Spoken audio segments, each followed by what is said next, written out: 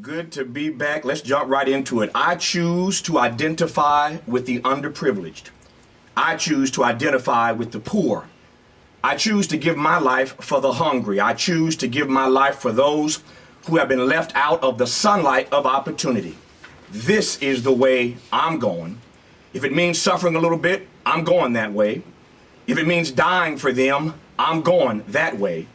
Because I heard a voice saying, do something for others. The words of the greatest American we've ever produced, Dr. Martin Luther King Jr., talking about the choice he made, not just Tom to identify with, but to give his life for the least among us, the politically, socially, economically disenfranchised in America. And so Dr. King made a choice, Sybil, and we too must make a choice. We too have a cross to bear, just like Dr. King. Must Jesus bear the cross alone and all the world go free? No, there's a cross for everyone, and there's a cross for me. Some of us who call ourselves black leaders are making the wrong choice. And I'm afraid this morning, Tom, that in so doing, we are misleading, misguiding black folk. It's time for a course correction, not now, but right now. Because leadership without followership is a sinking ship. Let me get straight to the point this morning by taking you back, Tom, just over a year ago, in fact, when then Senator Barack Obama was elected our nation's first African-American president, and we celebrate that.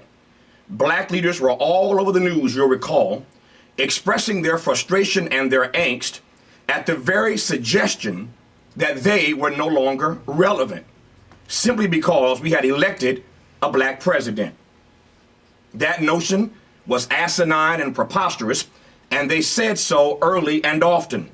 They argued correctly, I might add, that it's not either or, a black president or black leadership, but rather both and, a black president and black leaders working together on an urban agenda for the black masses. But my Lord, what a difference a year makes. Over the past few weeks, a chorus of black leaders have started singing a new song. I must have missed that choir rehearsal, Jay, because I don't know the words to this new hymn. The president doesn't need a black agenda, they sing. He's not the president of black America. He's the president of all America. And he need not focus specifically on the unique challenges black America is facing, they sing. As you probably deduced by now, I'm having some trouble learning my part and carrying this new tune. Now I know all too well, God of our weary years, God of our silent tears.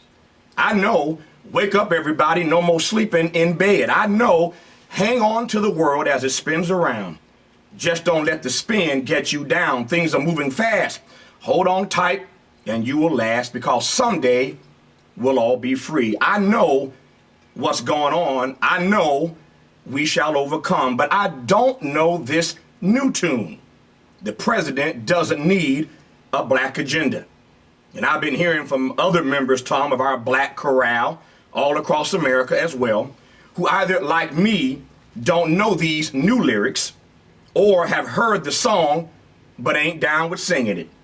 That said, it's time for a choir rehearsal so that we're all singing from the same page.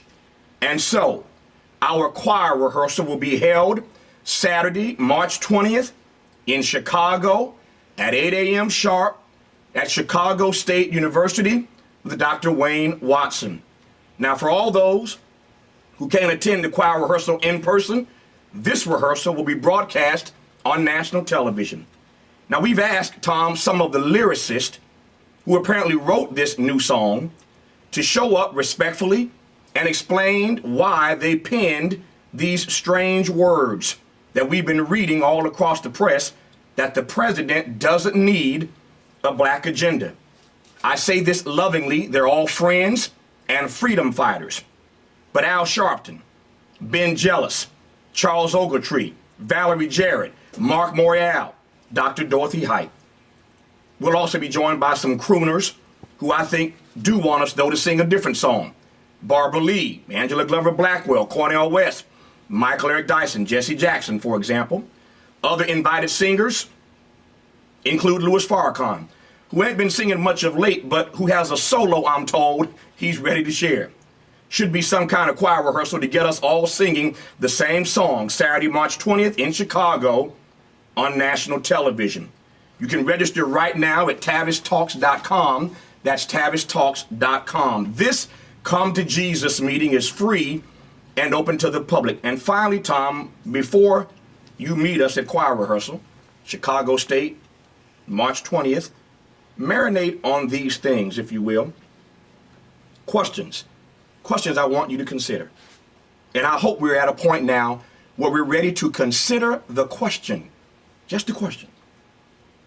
Do we think that we can give President Obama a pass on black issues, and somehow when he's no longer in office, because he ain't going to be president for life, do we think we can give him a pass, Tom, and when he's out of office, just resurrect the moral authority to hold future presidents accountable to our concerns? How does that work?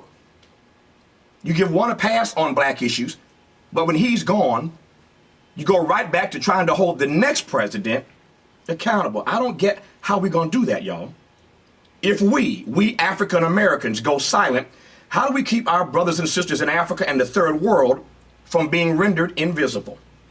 Why is a black agenda always framed, Tom, as exclusionary, reductionist, pejorative, and negative? Isn't the black agenda the human agenda? Would America have even been America without her Negro people? If Lincoln, FDR, Truman, and LBJ all became iconic and transformational presidents by courageously confronting race, can President Obama, our beloved president, himself become a transformational president by avoiding race? And finally, if there is no need for a black agenda, then why doesn't the NAACP refund my life membership? In closing, the words of Langston Hughes. Looks like what drives me crazy don't have no effect on you, but I'm going to keep on at it till it drives you crazy too.